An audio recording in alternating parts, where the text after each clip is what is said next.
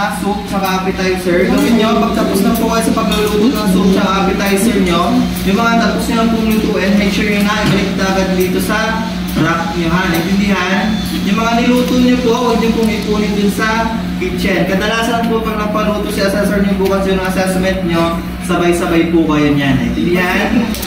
Ha? Nang makalangsit? Naintindihan po ba? Yes. Ha? Kaya dapat organize po kayo sa pagluluto. Naintindihan po ba? Kaya sabi ko kanina, kadalasan po ng mga lulutuin nyo bukas, during assessment nyo, naka-prepare na po yan. Naintindihan?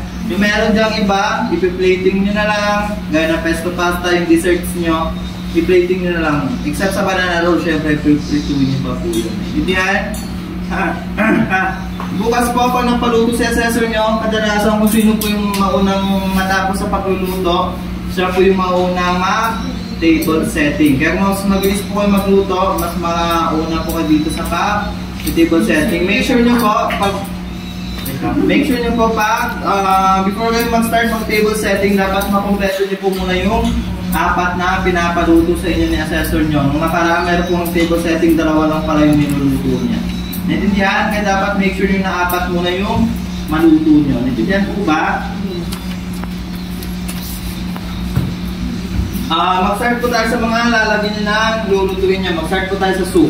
Bukas po din assessment nyo, yung lalagyan nyo ng clear soup, mapa-egg drop soup, men o clear soup, dito nyo po siya ilalagay. Huwag mo naman tayuan yung soup papet. Naintindihan?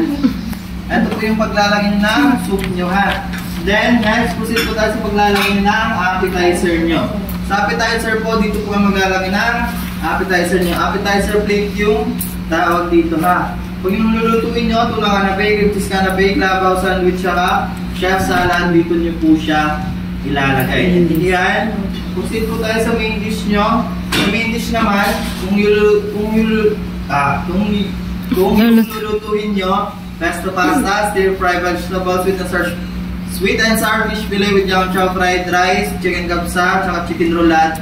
Dito nyo po siya ilalagay sa main dish nyo. Gano'n man po kakonti o kadaming lulutuin nyo, pag main dish po, dapat sa main dish plate nilalagay ha. Ganyan po mga ma'am. Sino pa yung mga reviewer dito?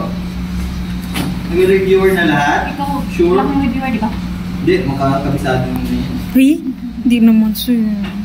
Ganyan po. Then, proceed po tayo sa paglalagay ng lulutuin sa dessert. 2 po yung paglalagay nyo dyan. Start po tayo dito sa dessert cup. Sa dessert cup po, dito po nilalagay nyo yung coffee jelly, almond jelly with lychee, tsaka fruit salad. Dito po siya nilalagay. And then, dito naman po sa maliit na plate dito yung banana roll o turon nyo. Naintindihan po ba? Sa pagkakasunod-sunod po ng serve, magdidepende po yan sa appetizer na makukuha nyo. Sa appetizer po, mayroon po tayong 2 klase dyan. Finger foods and cold meal. Sa finger foods po, nakapaloob po dyan yung tuna canapé, cream cheese canapé, and clubhouse sandwich. Ha?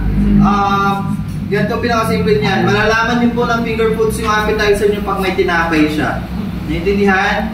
Ulitin ko po. Pag yung appetizer nyo finger foods tulad na tuna canapé, cream cheese canapé, tsaka clubhouse sandwich, yun muna. And then yung cold meal nyo, nag-iisa lang po yan. Yan po yung chef salad. Naintindihan po? Anong hindi po? Yes. Very good. Ha? Naintindihan po ba? Ganito po yung pagkakasunod-sunod ng pag-serve. For example, yung nakuha nyo pong appetizer, finger foods, yung pagkakasunod-sunod po dapat ng pag-serve, appetizer, soup, main dish, and desserts.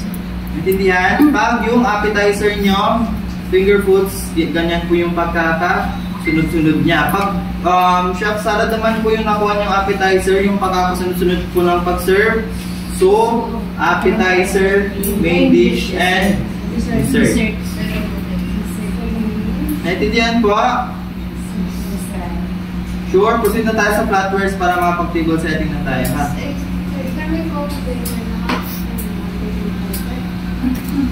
Mamaya, wait lang.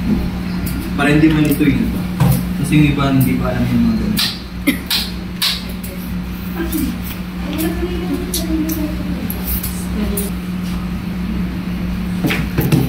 sa appetizer, sa flatwares pala. Yung mga flatwares po, sa mga di pa nakakaalam, yung flatwares, yan po yung mga gagamitin sa pagkain. Kutsara, kutsilyo, and tinidor. In short, utensils po siya. Naintindihan? Yan po yan. Mag-start po tayo sa gagamitin nyo sa pag-serve ng soup. Mag-start po tayo dito sa soup spoon. Lahat po ng lulutuin nyo, may soup po yan. Mapa-clear soup man o egg drop soup. Considered po din po sila soup. Bali, ito po yung gagamitin nyo sa pagkain ng soup. Hindi ito mawawala pang serve kayo ng soup flatwares. Naintindihan? Kasama po dyan siya. Naintindihan po ba? Yes. Proceed naman po tayo sa gagamitin nyo sa appetizer. Sa appetizer po, meron tayong dalawang klase, di ba? Finger foods at cold meal. Pag finger foods po yung appetizer nyo, wala po kang gagamitin na flatwares doon. Kasi finger foods nga, di ba, kinakamay. Kaya wala po siyang ginagamit na flatwares. Pag nag-serve po kayo, pinggan lang yan. Naintindihan? And then, pag chef salad naman po yung serve nyo, kaya serve nyo, yung gagamitin na po ng flatwares, kutsilyo, tsaka tinidor. Naintindihan po? Next, proceed naman tayo sa main dish. Pag yung lulutuin nyo, pesto pasta, stir-fry vegetables, tsaka chicken roulade, wala po silang rice, di ba? O wala silang kanin. Bali yung gagamitin nyo po sa flatwares yan, kutsilyo ulit, tsaka tinidor. Magkaiba po yung set ng appetizer, magkaiba din po yung set ng main dish siya. Kaya pwede po magdoble yung kutsilyo nyo, tsaka tinidor. Naintindihan po ba? Sure? And then, pag yung lulutuin nyo naman, sweet and sour fish fillet with young chow fried rice, yung gagamitin nyo po dyan na flatwares, kutsara, and tinidor. Diyan po. Pero pag once chicken capsa naman yung lulutuin nyo, kompleto po siya sa flatwares. Kutsara, kutsilyo, and tinidor. Diyan po sa flatwares. Proceed po tayo sa dessert nyo. Wala natin dessert dito. Bakit? Ano tubig?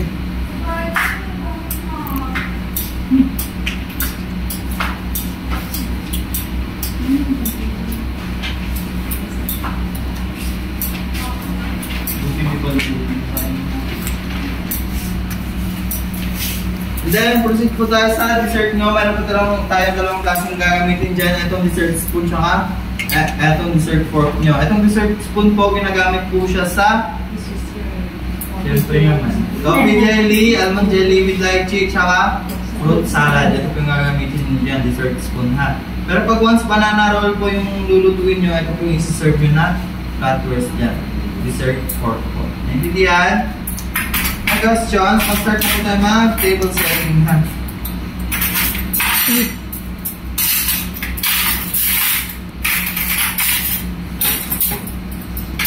Mamaya pa ng practice ko yung table setting, i-arrange nyo yung mga separate nyo po yung mga para hindi nyo tayo po. Asan yung ibang dessert spoon dito, be? Asan yung ibang dessert spoon? Wala ko. Asan pa ako tubig. Tubig, alam lang yung tubig. Please, huwag mo na puro yung mamaya pa ng practice kayo ha. Una nyo pong gagawin, pag naki-table setting po kayo, type na natin mo.